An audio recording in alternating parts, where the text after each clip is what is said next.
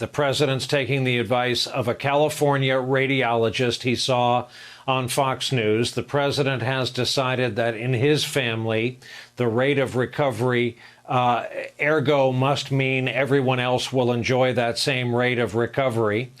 Jill's point about coming from a coronavirus careful bubble and arriving at these events.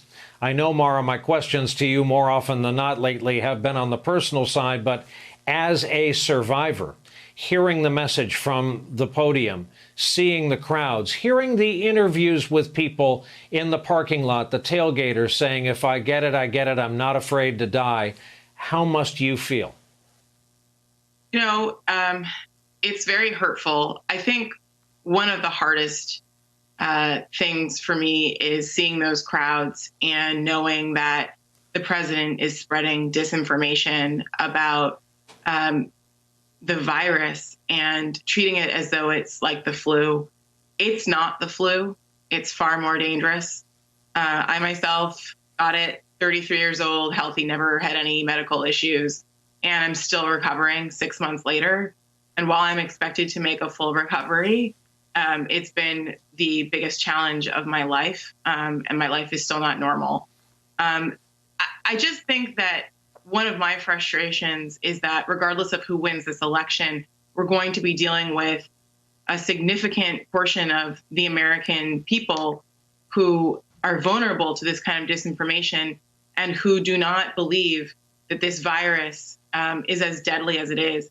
It's very frustrating to read stories and hear stories, really tragic stories coming out of middle America, I would say, and rural America, places that didn't get hit that hard the first time around, but now are seeing a spike in cases.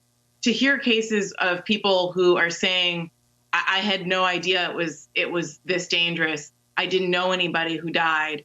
And now my mother-in-law is in the hospital, or my father died of the virus, or I'm very ill and I'm in the hospital. Because to me, it suggests just not only the disinformation, but the total collapse of human empathy across this world and this country. It apparently wasn't enough to know and to understand that we had refrigerated trucks here in New York City. Because we had so many dead bodies, we literally couldn't bury them quickly enough. I think that in a better time, we would have a president who would bring the country together and build that empathy. This president has done the opposite. It's extremely dangerous, and it's a slap in the face to everyone who's lost someone who from COVID or who has suffered from it.